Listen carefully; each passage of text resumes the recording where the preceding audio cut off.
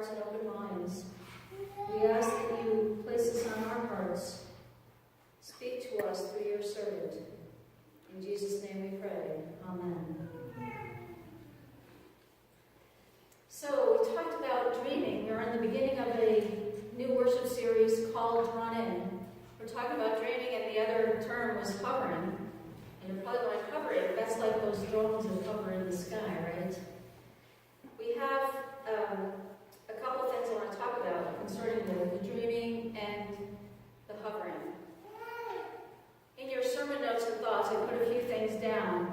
That for dreaming, it's our birthright to imagine and to create. If we are created by God, and if we are created in God's image, then don't you think we also have the gift to create?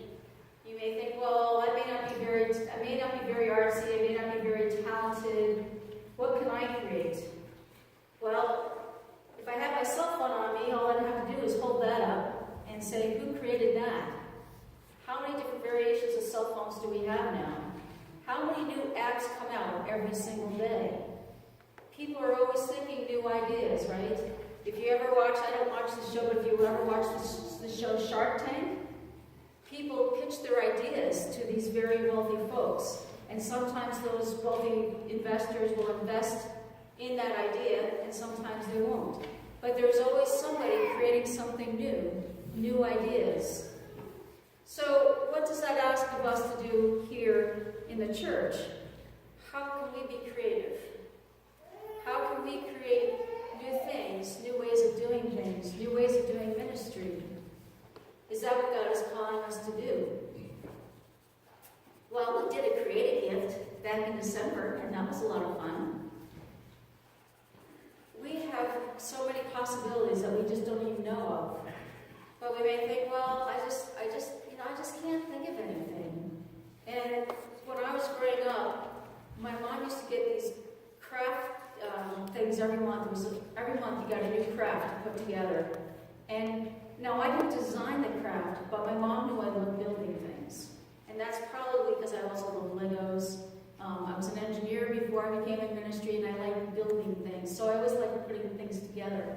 And we had some really cool crafts, and I did pretty well with them. Some of them are still, I think, hanging up in the cabinet or something, but it was a great way of stimulating our creativity. And sometimes as we get older, we lose some of that creativity if we don't keep exercising it, right? Some of you are very creative in your cooking. Some of us are not so creative in our cooking. It doesn't come out very well when we try to create. Some of us are creative in our sewing, in our making prayer shawls, in making the prayer beads, and doing variations of that. These are all ways that we can create and give to one another. So when we think about creating, it's also like, what is bringing us alive? What is it about our faith that brings us alive in this world? What moves your soul in the deepest way? Is it listening to the music and being centered at that? Is it reading the scriptures? Is it being in a time of quiet prayer where you sense God's presence the most? There are so many ways that we can feel creative. We can start dreaming about things. And this was something that Jesus did. Now, Jesus freaked out those people. He freaked out those people a little bit when he said, after he finished reading the scrolls, he said, today the scriptures have been fulfilled. He's in his hometown, and if we read further on in that same chapter in Luke, we'd find out that they wanted to throw him out, throw him over the cliff. Because it's like, how dare he say that he is going to be the one to do these things? So that was when Jesus kind of said that, you're not always welcome in your hometown. And as ministers, we very rarely are appointed in our own hometown. I know of 2 people in my entire ministry career that have served in their home church. Other than that, nobody that I know has ever done that. And there's nothing wrong with it, but sometimes people, if you were raised in a particular church, people see you a certain way. They don't always see how you've grown and have grown in your ministry. And so sometimes they can't change you from when, well, I knew you when you were a little boy and you did all these things.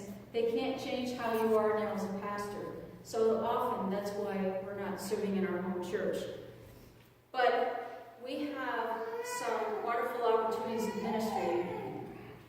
Jesus, he did things a little bit differently. When Jesus came along and he said that the scriptures have been fulfilled, he's telling the people, I have some new ideas, and I'm going to do things a little bit differently than all the prophets of old did. I'm going to do things a little bit differently than our current scribes and Pharisees and everything. He said, I like to do things a little bit differently. And we saw that in Jesus' ministry. Did Jesus always preach and teach in the temple? No. So often he was outside. Sometimes he'd be outside on the temple steps. Sometimes he'd be all along the Sea of Galilee, on the shores of Galilee. He would be teaching and preaching. He'd be healing. Sometimes he had a church house because people would come to where he was living, and he would do healing there. Or he would go to somebody else's house. He'd go to somebody else's place and heal them and teach them about who God is. So don't you think Jesus was doing a lot of creating? He was creating all sorts of new ways of doing ministry. He was very radical in his day. So we have quite a teacher, quite somebody, a leader to show us how to do things differently, outside the box. Wow, that's a radical thing. We do some ministry outside of the box. Yes, because Jesus did. Our founder of Methodism, John Wesley, he coined the phrase, the world is my parish. And the reason why he did that is because he didn't just do his ministry in a church setting. He went to the prisons back in the 1700s over in England. And that was like very radical because no minister would ever go to the prisons to minister to the prisoners. He also would go out to the coal miners. He'd go any place outdoors where people would listen to him. And do you know thousands of people did? He was quite articulate. He was very well skilled in not only articulating things, but writing things and speaking. He was very, very knowledgeable. And others followed suit. There were so many people that did that. In the early stages of our Methodism here in the United States, we had what was known as circuit riders. And John Wesley had these circuit riders change appointments every single year. Can you imagine that? Every year going to a different place. But they rode on horseback, and they go to all these different little villages, and they would teach about God. So they may have been in a building, they may not have been in a building, but they rode on horseback. And while they're riding on horseback to all these different places, they would have their scriptures in their prayer books, and they would be praying and reading the scriptures over and over again. So I think we are called to create. I think there are ways that we can do that. So let's talk about the second topic, which was the hovering. And I gave you some information about hovering as well. I said hovering is the creative posture of taking a moment to see the big picture. When you are looking at the Google Maps on your computer, you can zero in on a particular thing, but they also have what I don't know if they call it the bird's eye view, where you can look from the satellite view, and you can see an entire area what it looks like from above. And sometimes we don't always see a big picture. You can't see the forest through the trees. Sometimes we're so immersed in what's right in front of us that we don't get to see how the big picture unfolds in front of us. So hovering is a way of trying to be patient. When Jesus was being tempted by the devil, he kept saying no to the devil because Jesus saw something and knew something more that was important than just getting that instant gratification. When we are working towards the big picture, what could that be? What is the project of our lives? What work do we want to do as Christians? All of this is dependent upon what we are sensing. If we realize that we don't have to do everything, if there's just one thing that we can do to help with the big picture of our ministry, what would that be for you? I don't think we'd all have the same answer, and that's okay, because each of us are fearfully and wonderfully made, uniquely made in the eyes of God. So each of us may have a different part of the big picture. Just like a jigsaw puzzle. If you have a jigsaw puzzle, You may have a box that has an image on it, so you try and copy that and you put it together. But it's not until you put all the pieces together that you see what the picture is. And when I was in Lockport, the senior pastor, he got for a Christmas gift from, at the beginning of Advent, he got a gift from one of the committees, and it was a jigsaw puzzle.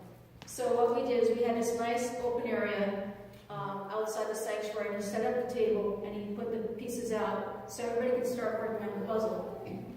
What he didn't know about me was that I liked doing jigsaw puzzles, because we used to do them in the summertime when it would rain and there was nothing else to do over the camp. And so every now and then I keep sneaking up, and the problem is I can't stop though. I want to keep putting more and more, because I want to find what that picture is.